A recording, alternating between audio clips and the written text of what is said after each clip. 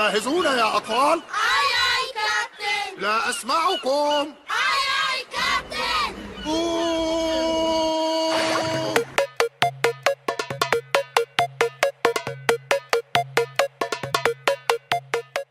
الحياة سكرة. صباح النشاط والحيوية. النهارده اليوم بتاعنا يوم مش عادي وبنستناه من السنة للسنة، وهو اليوم العالمي للأنشطة. فاكرين السنة اللي فاتت لما اتجمعنا هنا اتكلمنا عن تطور الأنشطة، ازاي بقت أهم طريقة من طرق التعليم الحديث. النهارده احنا مكملين الرحلة، جايين نحكي لكم عن قصة كل نشاط وازاي وجودنا كفريق أنشطة بيحل كل حاجة ويبرز كل التفاصيل. تقدروا تتخيلوا المدرسة ديكورات أو معارض فنية أو لوحات من غير تجهيزات عظيمة قبل كل حفلة دايما بتكون مبهرة. هتبقى مملة، مفيش حاجة تخطئها، عادي مكان زي أي مكان تاني. بس بوجود فنانين المدرسة أكيد الموضوع مختلف، وده أول نشاط بينور كل حاجة ولسه اللي جاي كتير. حد كان يتخيل أن نبدأ بعروض واستعراضات ونقدم أحسن عروض بكل ثقة واحتراف في كل حفلة؟ ما كنتش تتخيل أبدا إننا نبقى منورين دايما في أدق تفاصيل التسجيل والاستديو، لحد ما بقينا بنعلي على نفسنا كل مرة. فاكرين زمان؟ فاكرين حصة الألعاب؟ فاكرين قد إيه كنا بنبقى نمر حماس عشان في بكرة دوري أو حصة ألعاب؟ تقدروا تتخيلوا المدرسة من غير جديد، من غير ماراثون، ولا من غير يوم رياضي؟ ويعني ايه اصلا مدرستنا من غير دوري قدم ولا طايره كسرنا بيها الدنيا؟ والله المسرح وكل اللحظات الحلوه اللي بنعيشها فيه، كل الحاجات الحلوه اللي بنعيشها فيه، ونتعلم واكتشفنا طلاب فرحنا بيهم. تخيلوا كل حاجه من دون المسرح كانت هتبقى ممله قوي. اما المكتبه بقى دي لعبتنا، دايما في كتير افكار حلوه ومشاريع لكن اول مره بشكل مختلف. ده طبعا كان عمره ما هيكمل من غير إذاعة جامدة دايما بتهتم بكل التفاصيل، وطبعا من غير المصورين اللي بناخد منهم أحسن جودة وأحسن أفكار للتصوير. كل نشاط رياضي ما يقلش أهمية عن أي مادة أساسية، احنا دورنا نكمل بعض ودايما بنخلي الصورة أحلى وأفضل. خلونا نساعد بعض ونكسر الروتين ومن هنا قررنا النهارده ان يومنا يكون مختلف ونبدا مع بعض بكل نشاط.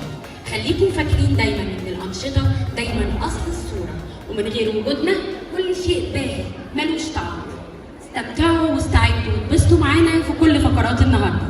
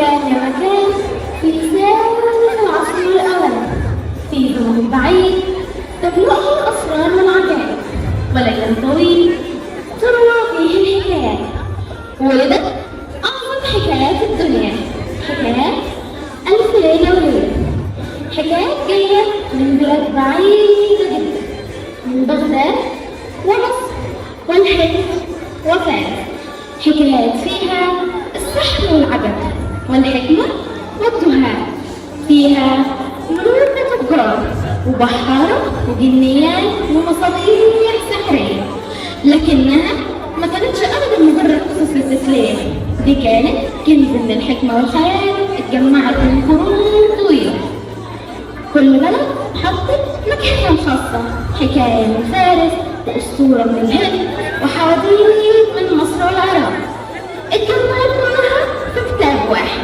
كتاب أصبح رمزا لخيال الشرق بسحر كلماته ودلوقتي هتبدأ حكايات من بين صفحات السحر والخيال حكايات تحت قلوب الحروف بل في كل حركة لحن وفي كل خطوة حكاية تدعونا إلى زمن كانت فيها الموسيقى لغة الجمال دعونا نفتتح العرض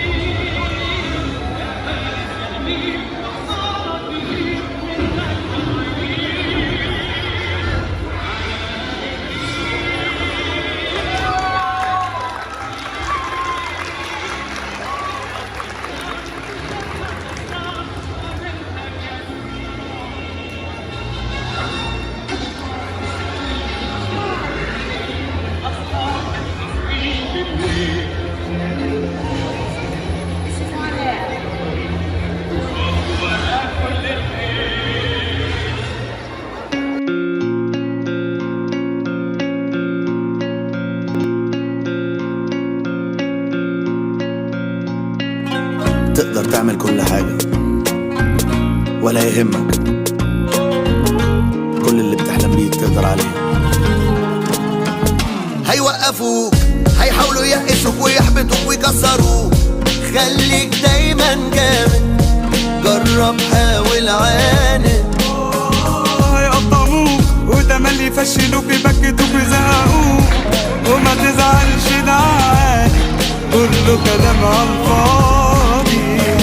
لو غرقوك قوم، لو وقعوك قوم، صدقني في يوم بعزيمة وإرادة تقف تاني كالعادة. في جواك سوبرمان، أحلامك بالإمكان، وعشان أنت بطل من جواك في حلم بيستناك. يا نعيش يا نعيش يا زعل ما تجيش، هم اختيارين غيرهم ده مفيش. هنا هو زهقنو، هنا زيرو احباط، لو جاي في لذاذة تدينا الو. ومفيش زعلان، هنا في روقان، هنا في جدعان والقلب كبير. هنا خفة دم وحب يا عم، القلب يضم تك كتير.